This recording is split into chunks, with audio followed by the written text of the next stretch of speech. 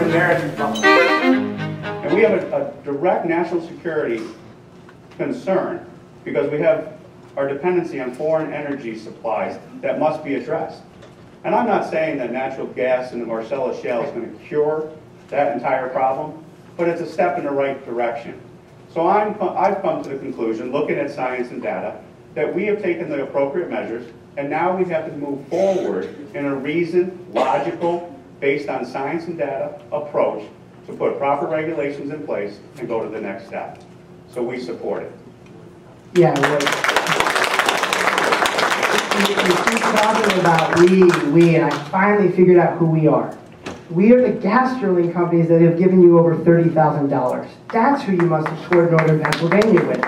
You see, Tom, I keep trying to offer this to you. It's a report from Pennsylvania's Department of Environmental Protection documenting with science and evidence and facts the well water contamination, the road destruction that has occurred. And I please beg you to get educated in this because these people's drinking water we're talking about. We get one chance to do this right, and it's the same industry that told us that the BP wells in the Gulf weren't going to blow up. It's the same industry that told us that a well in northern Pennsylvania wasn't going to blow up, and yet those things happen. There are problems with this, and we can't just say it's going to be safe enough. And oh, by the way, we get most of our natural gas from Canada. Last I checked, they weren't lining up on the border to invade us. I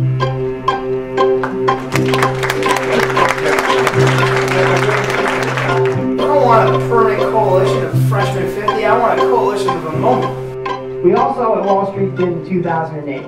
Do you really want your retirement gambled away for corporate profit? I don't. I don't want it at all. We need to, you were going to say you want to have the honest and open debate. Well, here it is. This is the honest and open debate. And my fear is that you also talk about your freshman 50 and how you're going to vote as a block. What if your block decides they don't want to vote to not privatize? What if they actually want to privatize Social Security? You say if you mess with one of us, you mess with all of us, but what happens if are you going to break your coalition? Are you going to vote on the benefits of your constituents? Or are you going to go down there and vote as part of your voting block that you continuously just proudly espouse to be your greatest asset to being our next representative?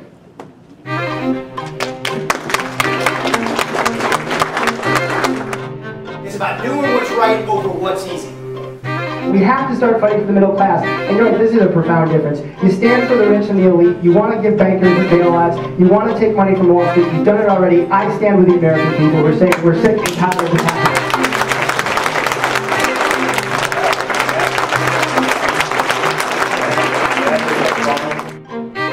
Here's what I think can happen and should happen. Clean energy is going to be the industrial revolution of the 21st century. There's no doubt about it. It's going to be what the world is going to be demanding for the next 100 years. China is going to currently spend 5 times more on clean energy development this year alone than they will on defense. That's profound. They have 2 billion people in China.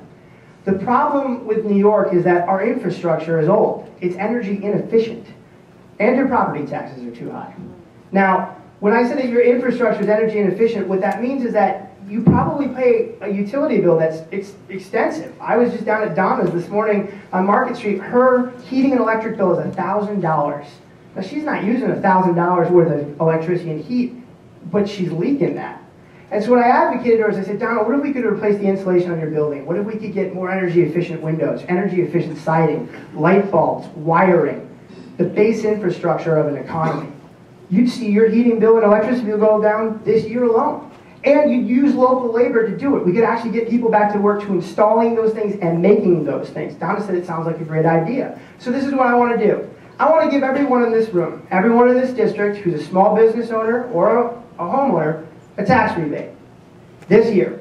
You use it for one sole purpose. Now go buy yourself a new TV. We're going to upgrade your infrastructure. We're going to reduce your heating and electricity bill. We're going to give you some income back starting today.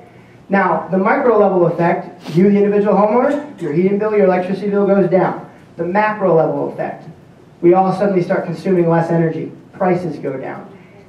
Now that we've addressed the cost of doing business and living here, we've got some disposable income. And I agree, let the private sector invest. I want to see tax cuts and tax incentives to develop clean energy. I want to start making things again. I want to start selling to the rest of the world that wants to buy these products. And oh, by the way, I want to stop the outsourcing. I don't want to send your job to China, and I don't want to use your tax dollars to do it. But you signed a pledge promising to do that. You signed the American for Tax Reform Pledge, and part of that pledge stipulates that you are to oppose any measure in federal law that will end the tax cuts for American companies that currently move jobs overseas. I don't know how you can do that. These people need back to work. The college kids in this room, I hate to tell you this, but our district has a 26% unemployment rate. 1 in 4 of you will not be able to find a job when you graduate. We've got to do better.